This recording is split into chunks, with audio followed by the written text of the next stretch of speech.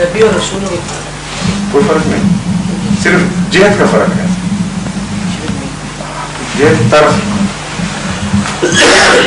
ایک رسول ہے جو پیغام لے کر آتا ہے خدا کی طرف سے، پیغمبر ہے، اس کا نام رسول ہے، الچی۔ خدا کی طرف سے جو پیغام پہنچائے کسی کو اس کا نام ہے رسول، اور خدا کی طرف سے کوئی خبر دے تو اس کو نبی کہتے ہیں۔ تو نبی، ہر رسول نبی بھی ہوتا ہے، اور ہر نبی پیغام بھی دیتا ہے خدا کی طرف سے۔ کوئی ایک رسول بھی نہیں ہے جو نبی نہ ہو۔ اس کا ثبوت قرآن کریم سے یہ ہے کہ جہاں ایمان کا ذکر ہے، ابھی ہم نے ایمان کی بات کی ہے، آمنت باللہ و ملائکتہ و کتبہ و رسلہ، کل آمن باللہ و ملائکتہ و کتبہ و رسلہ، یہاں کس کس کا ذکر ہے ایمان کا؟ ایمان باللہ، ایمان بالکتب، ایمان باللہ، ایمان بالملائکہ، ایمان بالکتب اور ایمان بالرسل۔ ایمان بالنبی کا یہ ذکر ہے قرآن کریم میں؟ ہے کہیں؟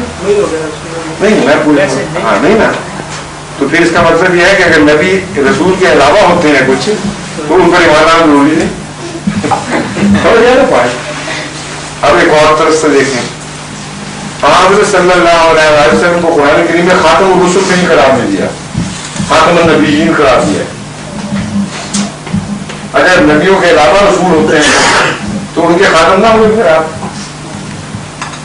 اس کا مطلب ہے ہر نبی رسول بھی ہے اور ہر رسول نبی بھی ہے۔ ان دو آیتوں سے ثابت ہو جاتا ہے کہ ان دو کو آپ الگ کر ہی نہیں سکتے۔ جب خاتم النبیین کہتا ہے قرآن کریم تو تمام نبی، تمام رسول اس میں شامل، نبی کے لفظ میں شامل ہو گئے۔ اور جب آمن تو باللہ ملائکہ و کتبہ و رسل کہتے ہیں تو رسول لفظ کے اندر سارے نبی شامل ہو گئے، اس لیے تفریق کا معافی کوئی نہیں رہا۔ پھر قرآن کریم میں لا نفرق بین احد من النبیین کہیں نہیں فرمایا، لا نفرق بین احد من الرسل فرمایا۔ تو نبیوں میں تفریق کی اجازت ہے؟ کیوں نہیں؟ اس لیے کہ رسول ہی نبی ہوتا ہے۔